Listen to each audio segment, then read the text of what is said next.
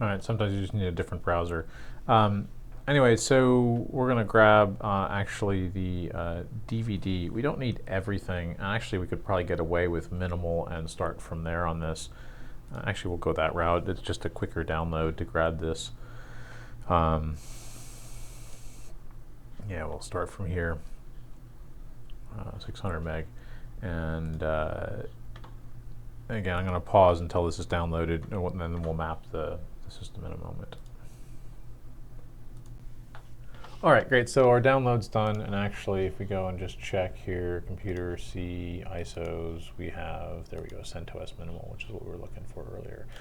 Now we can go back to our console and browse for our file, and computer, C, ISO. You can do this under a Linux machine or a Mac for that matter. We're going to map this device. Apparently it's already had a CentOS image on it in the past. We're going to actually rebuild that. So our virtual machine media is active, and we have a CD map to it. And we're going to reset this guy now. Since I don't care what's on here, I'm going to just say go, and we'll reboot and boot into which should be a build for OpenStack thing. Yeah, we have video scaling on, which is good. That means that it's actually going to fit, because one of the things I've noticed is that most of the current Linux OSs, at least within this VNC or KVM viewer, which is actually Avicent, I think, based viewer from Cisco, this tool does not always scale well, and sometimes you get text that just doesn't fit within the screen. But this little video scaling component, view video scaling, makes everything fit, which is wonderful. And incredibly useful. So now we're going to wait for this to boot. I'll again pause until the boot process is completed. It's going to take it a little while to do that. It's got a reasonable amount of memory in it. So, all right, through the base boot process, we're not going to test the media. We're just going to go ahead and install it. This usually goes fairly quickly because we're actually pulling this over a fairly fast network. One of the reasons that I'm running from this jump box rather than a VPN session is just so that I'm as close as possible to the actual hardware for this ISO mount process to run from. Again, it's going to boot and bring up a CentOS display from which we can then go and do the final configuration for this particular environment. It's currently starting the network manager process, which actually we're likely to disable just as soon as we get the system up and running. OpenStack and OpenStack's desire to manage network services often interacts poorly with that network manager process. All right. I am an English speaker in the US, so I'll keep those parameters.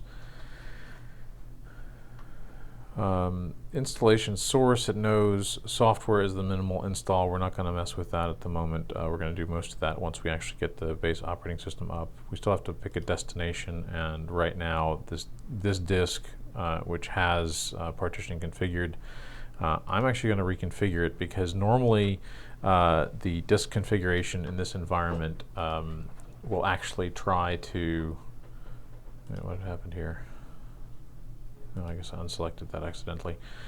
Normally the disk configuration in this environment, the CentOS default generic install will actually try to create a very small root disk, slash disk, and put everything in home.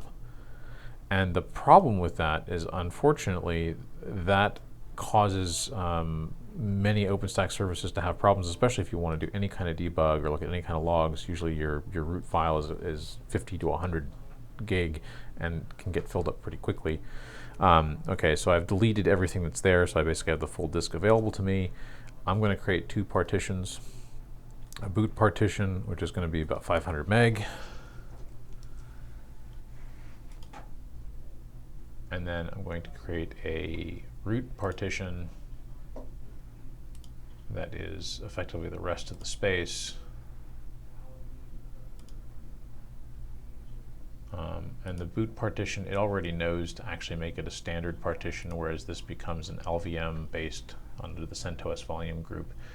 In reality, we don't want this to be the full disk. If I wanted to use the Cinder volume manager component, We're going to do everything with ephemeral disks, so this is fine. We're just going to mount them on top of this particular volume. The only thing that's going to happen now is that the system's going to complain that I don't have any swap space defined. Since these machines have very large memory space, swap isn't necessarily meaningful. This could imply that, yeah, I can actually have problems with my system if I actually do consume 96 plus gig of memory and have it all try to be active. But I'm okay with that, and so I'm going to proceed with just these two partitions. Right, so installation is set. The only other thing that's not actually configured, not obvious necessarily, is that the network is not configured.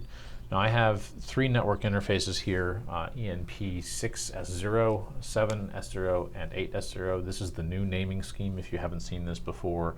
And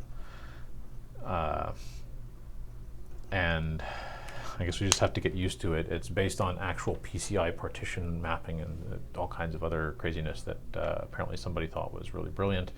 We're going to configure the 6 interface and give it an actual address. We're going to do this manually. I'm going to add an address into here.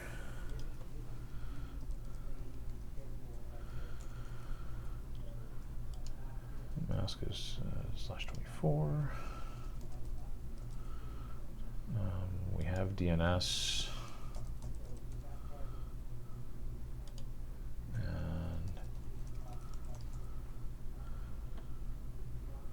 And that's really what we need for that particular interface. We're going to turn that guy on. Now these other interfaces, I'd like them to be on as well, so I'm going to go ahead and actually configure them to be static.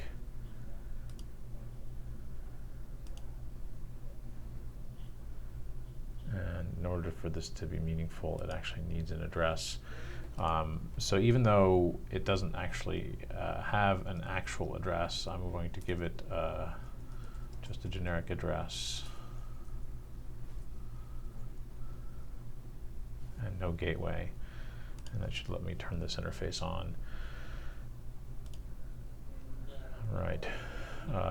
So that's 2 interfaces on. The third one we'll actually do manually in the system itself, and I'm going to give this guy a host name just so that it's complete. CentOS1.com, and there we have network services up and running. So we have network, we have our installation, source, the minimal software selection that we're going to update later. We can go ahead and begin this installation process. No root password set, that's a problem, so we'll go ahead and set one. Obviously use your own secret root password. Apparently I mistyped.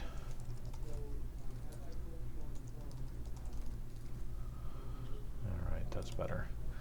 And then we can also create an administrative user.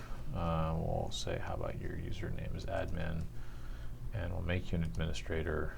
And again, we're just going to use our super secret password.